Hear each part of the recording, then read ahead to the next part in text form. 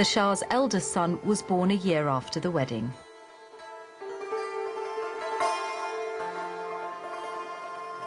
The prince seemed a jolly baby, likely to make the most of the carefree years before he discovers, like his father, the other side of the coin of power in the Middle East. Your son, the Crown Prince, is now a year old. Do you anticipate his assuming a kind of monarchical tradition of your sort, or would he be a different kind of king? Well, I hope for himself that the country, when he will assume power, will be in such a state of maturity that he will have a little less burden. But a king in this country, I think that morally and in question of prestige will still keep a very dominant position. The Shah himself knows his own upper class only too well. As he arrived with Queen Farah Diba at the Marble Palace in Tehran for his birthday reception, the evening can have held few new faces. The ranks are pretty tight in the exclusive circle of families which rate invitations. The women are cosmopolitan and amusing. They enjoy gay life and resent the efforts of the Shah and his Prime Minister to limit their foreign expenditure.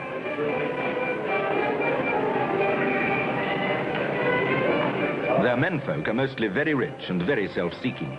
They don't seem to care much about the Shah's plans. They bring to his court what seemed to me to be its air of somewhat self-conscious grandeur. Everyone seemed to be acting a part. The effect smacked more of a copy of 19th century European courts than of Iran's older traditions of royal life. Sometimes I think that if anything happens to me, what will happen to the country? I remember my father one day, told me that he was thinking of creating such a machine that will automatically run the affairs of the country when he goes. I was hurt. I thought that maybe he did not trust in me. But when I assumed power, I saw how right he was. That's why my job and endeavor is also to create a machine that could run really the affairs of the country, at least the ordinary affairs of the country. He had already created his own intelligence agency. After the 1953 coup, the CIA helped him set up SAVAK, the Organization for National Intelligence and Security. To the Shah, the communists and supporters of Mossadegh were his only serious opposition. SAVAK ruthlessly suppressed them through torture and execution. Muhammad Ali Amoui was a member of Iran's Communist Party's military underground network. He was imprisoned after the 1953 coup and spent 24 years in prison. اصلا نمیتونم توضیح بدم که نوع دردش چیه. من فقط اشاره میکنم این فوتبالیستا وقتی که توپ به بیضه‌شون میخوره چه حالتی پیدا میکنن. اصلا قابل مقایسه نیست با اون دردی که یک سفره چرمی هست، بیضه رو میذارن و یواش یواش شروع میکنن به ماساژ دادن. نمیتونه تداوم پیدا کنه، بیهوش میشه آدم. In the early 1960s, the Shah embarked on what he called his White Revolution, an ambitious series of reforms. They included dividing large parcels of land among the peasants and changing Iran's electoral system. The reforms were intended to transform Iran from a feudal society under the guidance of religious leaders into an industrialized country where the mosque had no say. In elaborate ceremonies, the Shah personally handed out the deeds to the farmers. But it was the electoral reforms that set the Shah on a collision course with the country's real power base. On the 9th of October 1962, a high-ranking cleric sent a telegram to the Shah asking him to reverse the changes. In the name of God, the Beneficent, the Merciful, Your Imperial Majesty. After expressing my greetings and blessings, newspaper reports indicate that in the law regarding local elections for provinces and cities, the government has not indicated that voters and those elected should be Muslim. Also, it has given women the right to vote, This has caused great concern for the eminent scholars and other groups of Muslims. Please order the reversal of those laws which are against the holy official religion of the country. Ayatollah Ruhollah Musavi Khomeini was one of the most prominent seminary teachers in Iran's religious capital, Qom. It was an ominous sign. The clergy, for the most part, had stayed out of politics. The unspoken deal was that they would back the monarchy as long as the monarchy protected the religious establishment. Everyone tries his hardest to have audience of the Shah on this day at a ceremony called the Salam. Religious men from all over the country were the first to make their salams and the first to go home again. They're a powerful lot and can give the Shah valuable support. من یادم هر دفعه که علازت به مراکز مذهبی میرفتن آقایون آخوندا چجوری همدیگر رو هول میدادن که تو عکس با علازت باشن و خیلی با احترام و خود من هم که میرفتم تو این مراکز خیلی با احترام میومدن برای اینکه میدونستن که من در کارهای خیریه هستم یا یه تقاضایی داشتن یا مثلا برای مرمت فلان مسجد یا مرمت فلان مرکز مذهبی. A year later, on the 3rd of June 1963, Ayatollah Khomeini went much further.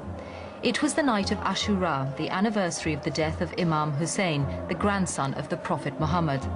Ayatollah Khomeini compared the Shah to Yazid, the 7th century caliph who had murdered Imam Hussein. Mr. Shah, I advise you, I'm telling you, Mr. Shah, that they are deceiving you. I really don't want people to be happy if they ask you to leave the country. Don't do whatever they ask you to do. Think for yourself. What is our relationship with Israel that the intelligence organization asks us not to talk about it? Is the Shah Israeli?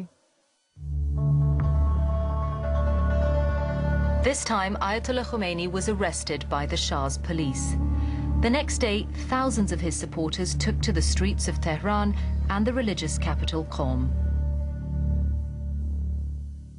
چه روحانیت، چه ملت، چه روشنفکرها، چه دانشگاه‌ها همه نسبت به امام ترویج کرده بودن.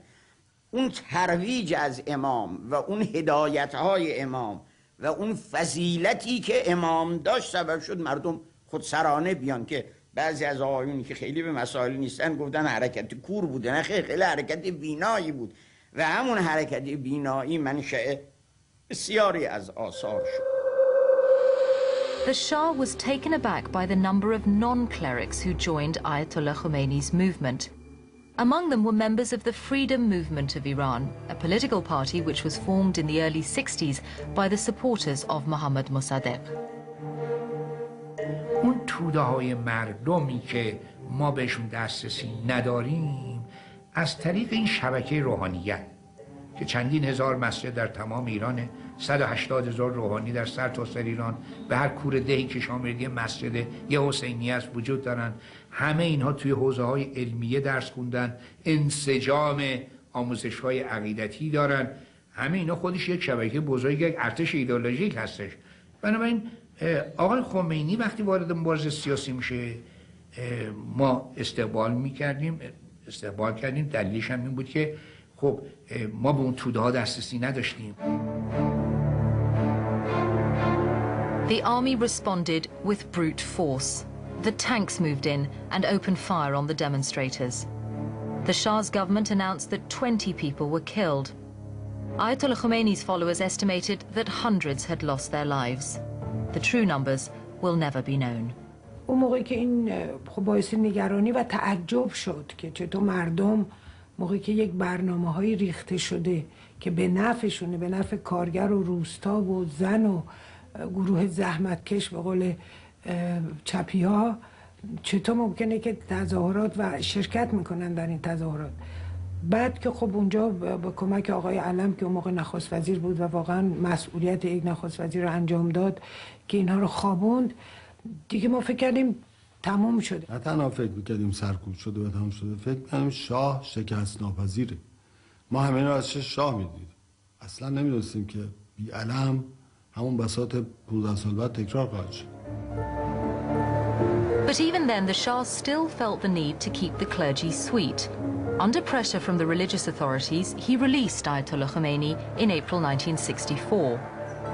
Later that year, the Ayatollah released a statement. He condemned the growing number of American military advisors in Iran and a law which gave US soldiers immunity from prosecution by local courts. According to this disgraceful law, if an American military advisor or even his servant harms a prominent Muslim scholar or an Iranian authority or citizen, the police cannot arrest him.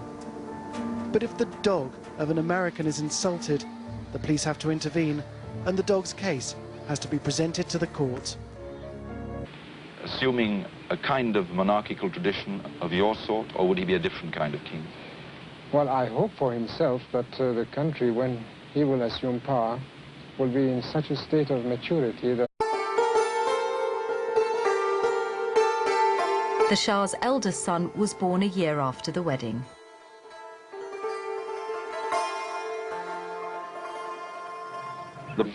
will still keep a very dominant position. The Shah himself knows his own upper class only too well. As Prince seemed a jolly baby, likely to make the most of the carefree years before he discovers, like his father, the other side of the coin of power in the Middle East. Your son, the Crown Prince, is now a year old. Do you anticipate his... But he will have a little less burden. But a king in this country, I think that morally and in question of prestige,